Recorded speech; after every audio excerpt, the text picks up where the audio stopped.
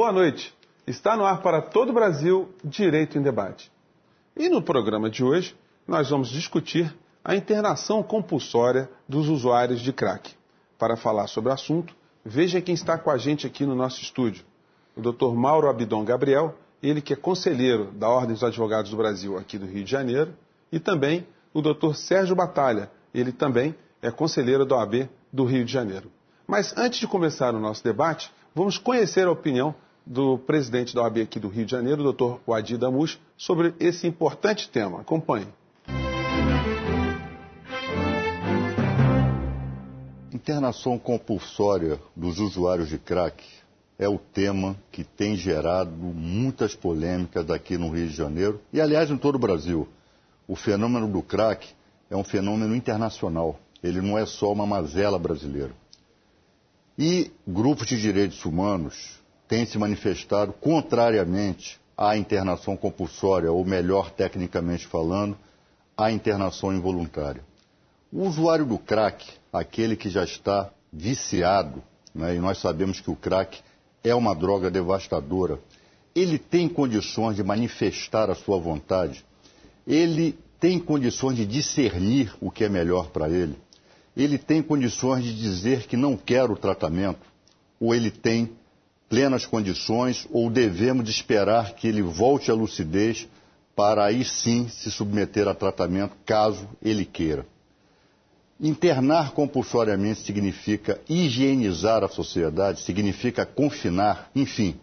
Essas e outras questões serão debatidas pelos nossos entrevistados da noite de hoje. Bem, eu quero começar esse programa de hoje repercutindo primeiramente com o Dr. Sérgio Batalha. Dr. Sérgio Batalha, o Dr. Wadi colocou algumas questões aqui, que são questões que estão sendo colocadas para todos os especialistas da sociedade também, né? Como a gente enfrenta esse problema. E eu repasso esse problema para o senhor analisar. Como é que a gente enfrenta essa questão?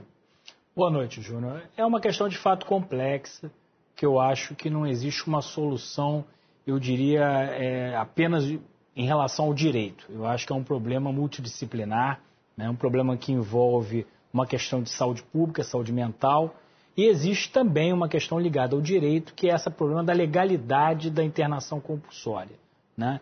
Nós estamos diante de uma droga que tem algumas características diferentes de outras drogas.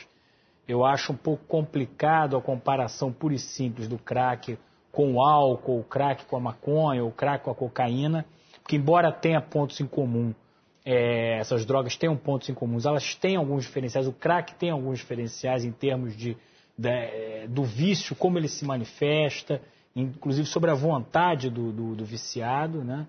E eu acho que ele trouxe, de fato, algumas questões novas para nós. Existe uma ação, né, da Prefeitura do Rio de Janeiro que tem alguma articulação com o Ministério da Saúde no sentido da internação compulsória. Essa internação tem sofrido críticas, parte delas eu acho justas, eu acho que não está havendo nenhuma análise, uma abordagem do problema como deveria ser. Agora, por outro lado, eu também divirjo daqueles que colocam a internação compulsória como uma coisa que deveria ser afastada. Eu acho que a internação compulsória é prevista em lei e ela pode ser sim um dos instrumentos utilizados para se atacar esse problema, que é um problema que não tem solução fácil, não tem solução imediata, e eu acho que exige um debate aprofundado da questão, quer dizer, sem demagogias, sem soluções fáceis, mas exige esse debate. Esse debate tem que ser feito com coragem também, inclusive a gente tentando se livrar de velhos conceitos que podem não se aplicar a essa nova situação.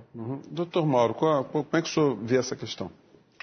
Em primeiro lugar, na fala do presidente Wadi, eu gostaria de parabenizá-lo, mais uma vez, por ter levado esse tema para debate no Conselho da OAB. E aqui também, né? Porque nós estamos fazendo esse programa com uma repercussão. O Conselho da OAB talvez se reuniu especificamente para essa situação, até para que fosse debatida uma posição que ele teria se manifestado para os jornais. E por que eu considero essa... E por que eu comecei desse modo, Júnior? Porque falta esse tipo de discussão mais aprofundada na sociedade brasileira. Quer dizer, a imprensa poderia exercer esse papel de maneira mais adequada, e não faz. Essa que é a grande verdade. Então nós acompanhamos agora, por exemplo, nas eleições americanas, alguns estados também fizeram plebiscitos sobre situações muito importantes, como por exemplo do uso da maconha, do casamento de pessoas do mesmo sexo, e isso aqui no Brasil passa ao largo. Nós ficamos, de um lado, passando opiniões a respeito no Congresso Nacional, e em nenhum momento se fala em debater isso de forma aberta e franca na sociedade. O problema das drogas é outro problema, né? E o problema dos usuários de crack também. De repente, o governo municipal tira da cartola essa questão da internação compulsória, sem nenhum debate prévio, como alguns especialistas tirando, e dizendo, confiem na gente, os usuários serão bem tratados, os usuários... Mas nós não temos razão nenhuma, não diretamente ligado ao atual prefeito, por favor, mas não temos razão nenhuma para confiar no Estado brasileiro, né?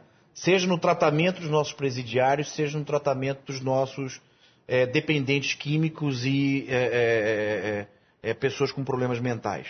Como é que o Estado brasileiro historicamente tratou essas pessoas? Só estou levantando a questão aqui, eu vou te devolver, né, só fazendo uma pequena provocação, talvez até o surgimento desses usuários, né, dessa droga terrível, né, sejam também provenientes muito da falência que o Estado proporcionou para essa camada da população, né? Sim, você tem no Brasil, o Estado brasileiro tratou o indesejado, sempre tratou a pessoa fora do normal e fora de uma determinada classe social como indesejado. Tratou os seus presídios, as suas instituições de internação de menores, são depósitos de gente. Eu não estou falando aqui nenhuma novidade, né? Então tem que tirar, lembra estávamos aqui antes da gravação comentando a respeito das crianças naquela época que cheiravam cola.